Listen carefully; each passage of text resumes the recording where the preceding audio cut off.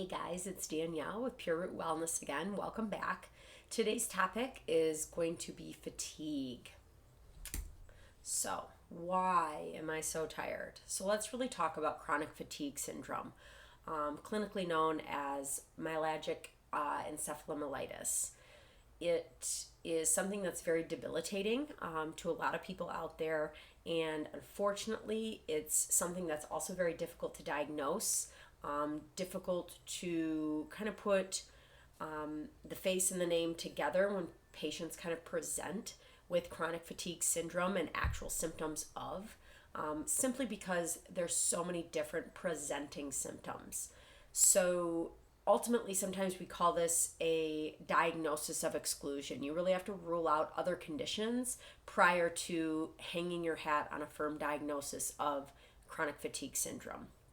Common symptoms do usually include extreme fatigue, malaise, not really improving with bed rest, and what we typically like to see is the symptoms lasting for 6 months or more that are interfering with daily living.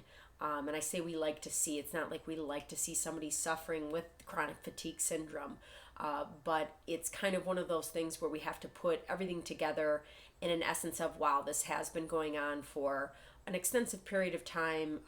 The common things that we've kind of tried to look at or, help symptomatic wise are not helping. And maybe this is a presentation of chronic fatigue syndrome. Causes. Unknown, unfortunately. There's nothing that says, yes, if you have this, it's going to lead to chronic fatigue syndrome. There are many theories that CFS was triggered by a viral infection. Some viral infections like Epstein-Barr virus, cytomegalovirus, herpes simplex 6, overgrowth of Candida species, basically some type of chronic inflammatory process causing your body to be fatigued all the time. There's theories about adrenal dysfunction, some autoimmune disorders, possibly linking with chronic fatigue syndrome, hormonal changes being possibly a big component. What's interesting is most reports have been people with flu-like illness, and then shortly after, the chronic fatigue syndrome then pursues soon thereafter. So again, something that may be a triggering event. What it is, I don't know. Could it be different for each individual person? Absolutely. But most people do say, man, I had really bad flu-like symptoms, and then that kind of led into a trajectory or of a prolonged course of extreme fatigue, just not getting better over time and actually interfering with your activities of daily living. So what are some physiologic causes? I guess delving a little more, this is more looking at, I talked about some of the viral components that could be a trigger. We can also talk about the adrenal kind of component as well. So looking at the anatomy, you have adrenal glands that sit on top of the kidneys. The hypothalamus and the pituitary gland are in the middle of the brain. You can see right there, directly dead square in the center of the brain. And you see kind of those tiny little yellow organs that sit on top of the kidneys. Those are the adrenals. Now, these organs communicate with one another by the brain actually releasing hormones called corticotropin-releasing hormone. This wakes up the pituitary gland and then sends out adrenal corticotropic hormone, which then wakes up the adrenal glands to release a steroid hormone called cortisol. And we all have heard of cortisol, right? The stress hormone of cortisol itself.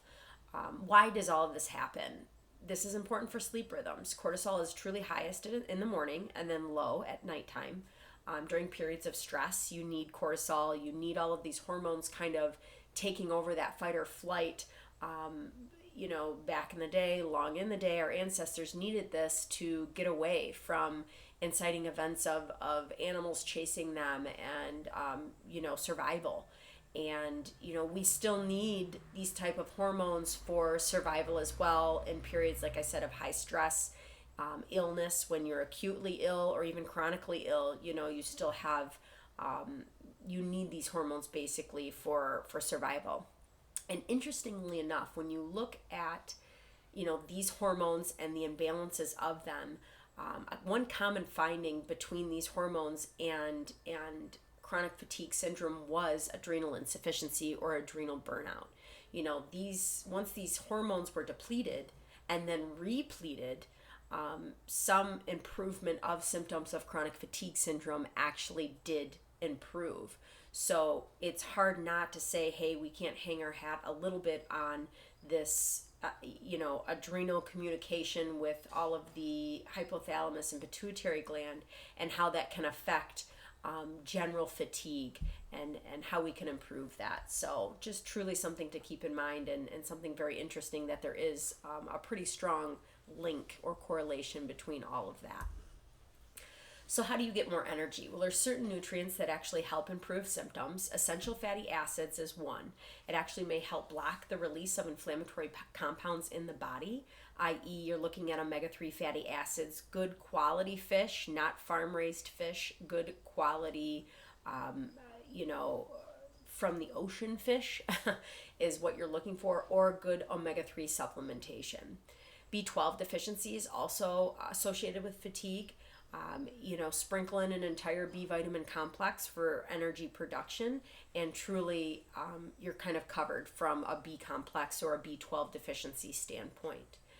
Improving the immune system with vitamin C and zinc. One fortifies the immune system, the other protects it from invaders, but truly giving your body good immune support is truly one way to promote better energy. Magnesium can help with stress, headaches, muscle aches if you are symptomatic. Magnesium is one of those supplementations minerals that truly helps relax the body, promotes good quality sleep. So magnesium, especially at nighttime, can be truly beneficial for someone who's suffering with chronic fatigue syndrome. And then tryptophan, which ultimately is an amino acid. It converts the brain to serotonin, basically in the brain to serotonin, helps combat insomnia that really accompanies chronic fatigue sufferers. So try it. Magnesium-rich foods, right? Amaranth, avocados, quinoa, sunflower seeds. With your tryptophan, you can have bananas, peas, spirulina, zinc for that immune support, almonds, beans, cashews, pumpkin seeds. These are all whole food, plant-based options that will kind of cover all your bases as far as energy production, immune support, and converting some of your natural serotonin in your body for optimizing your energy. Really, the key is finding the root cause if possible.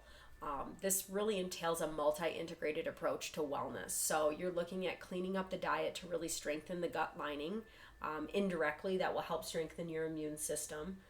But optimizing any hormones, your thyroid, really looking at, going and getting those blood tests, looking at your hormones, looking at your thyroid. What is it doing? Is it overproduction, underproduction? Is it right in the middle, but you may be subclinical, with thyroid metabolism and things of that nature. Water, flushing the system out constantly of toxins and other inciting properties that can cause you to keep having this kind of chronic inflammatory process going on that's just hindering and weighing down more on the chronic fatigue symptoms and syndrome. Exercise.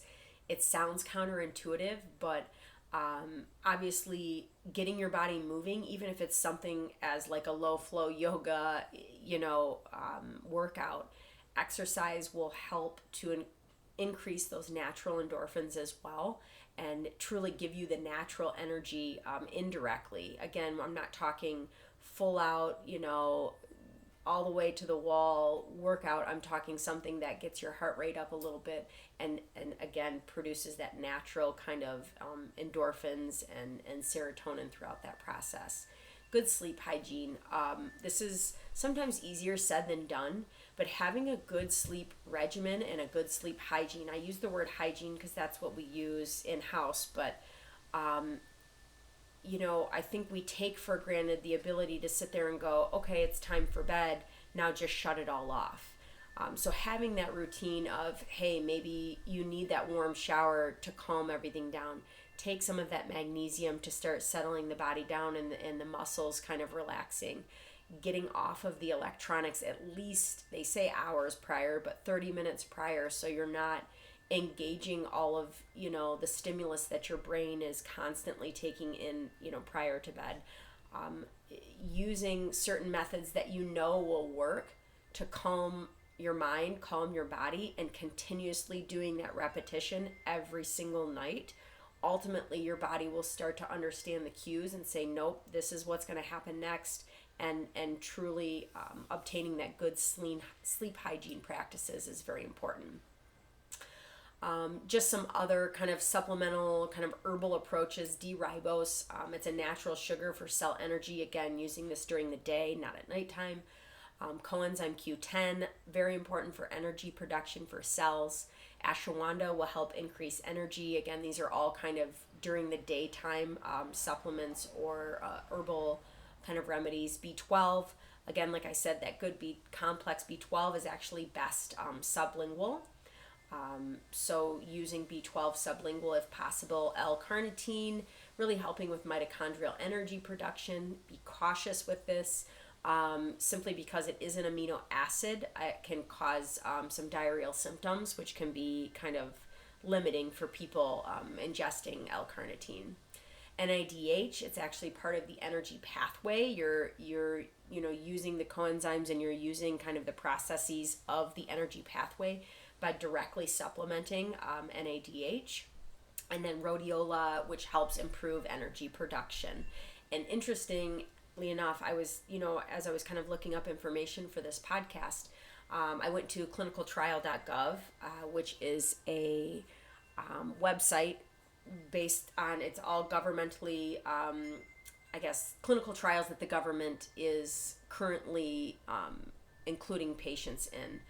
And there was a clinical trial going on right now using nutraceutical therapy, using alpha lipoic acid, L-carnitine, omega-3 fatty acid, coenzyme Q10, and a multivitamin.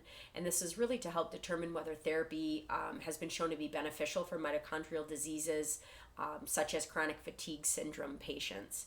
So even, I know a lot of times people talk, oh, this may not help and this is foo-foo medicine and whatnot. But as you can see, there are, government-funded clinical trials that are going on that are looking at each one of these entities and supplements and vitamins and minerals and things that are truly the roots of and foundation of your health and nutrition and body, and realizing that there is some utility in pursuing these clinical trials and seeing if there is an improvement or a benefit that can help with people who are suffering from something such as chronic fatigue syndrome. So very interesting, very cool.